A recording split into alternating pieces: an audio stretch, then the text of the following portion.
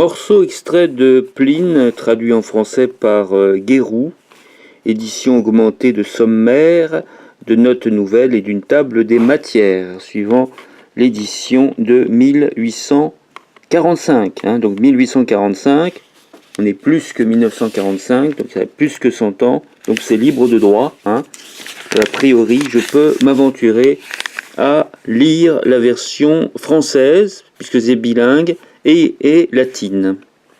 De la vie et des écrits de Pline. Pline est né vers l'an 23 après Jésus-Christ, à Côme, selon les uns, et selon d'autres, à Vérone. Il mourut l'an 79, au mois d'août, lors de la grande éruption du Vésuve, éruption qui engloutit Herculanum, Pompéi et Stabie, et qu'il voulut voir de près. Tout ce qu'on sait de sa vie, c'est qu'il prit pendant longtemps du service dans l'armée de Germanie, qu'il fut ensuite proconsul en Espagne, qu'après cela il vint à Rome, et qu'enfin il séjourna à Misène comme commandant en chef de la flotte qui était en station. On voit dans la lettre de son neveu Pline le Jeune, Coecilius Secundus, à Macer, dans la lettre deuxième du livre 6, et aussi dans l'historien Tacite, combien était grande son ardeur pour l'étude. Il était toujours lisant, copiant et faisant des extraits.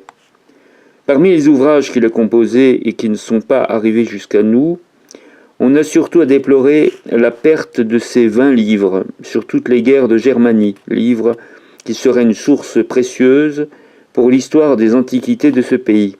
Toutefois, il faut ajouter qu'on a retrouvé à Augsbourg et à Dortmund des traces de leur existence. Le seul ouvrage de Pline qui nous a été conservé est une encyclopédie divisée en 37 livres et qui a pour titre Historia Mundi ou Historia Naturalis. L'auteur y fait la description de la nature et de ses différents produits. Il s'y occupe aussi de tous les produits de l'industrie et même des beaux-arts. Bien plus, toutes les merveilles, toutes les singularités trouvent leur place dans cette encyclopédie dont Pline le Jeune dit opus diffusum eruditum nec minus varium quam ipsa natura. Cette notice est traduite du manuel de la littérature médicale ancienne par Choudan, Leipzig 1841.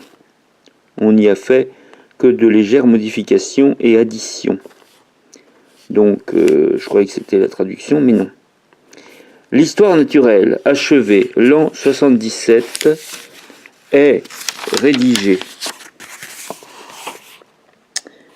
d'après au moins 2000 ouvrages, la plupart perdus de nos jours.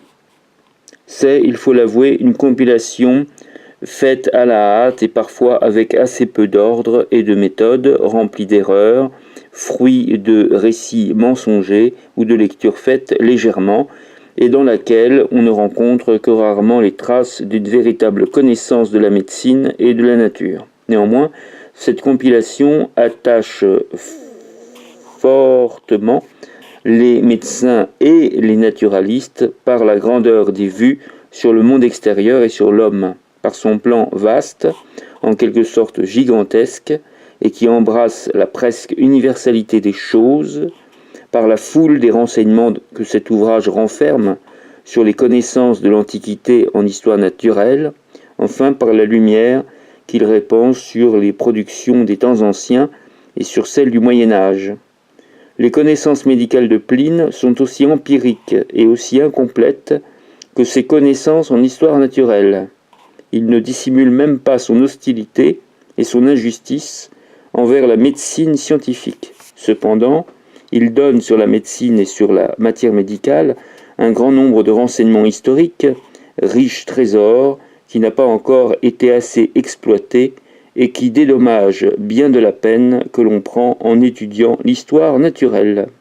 Du reste, pour bien apprécier cet ouvrage, Il ne faut pas oublier que l'auteur n'était ni un médecin, ni un naturaliste, mais un homme d'État et de guerre, qui a plus écouté et plus lu qu'il n'a recherché et vu par lui-même, bien que l'histoire de sa mort prouve évidemment qu'il aimait à observer lui-même la nature. On voit très bien, par Pline, surtout en le comparant avec Aristote et Théophraste, combien les Romains étaient peu propres à étudier scientifiquement la nature pour l'amour d'elle-même et non dans un but d'utilité pratique. Ainsi, établir le rapport de la nature avec l'homme, montrer sa puissance supérieure à celle de l'homme, et cependant en partie vaincu et dominé par lui, tel est le but que notre auteur a toujours devant les yeux. Voici maintenant le contenu de l'histoire naturelle.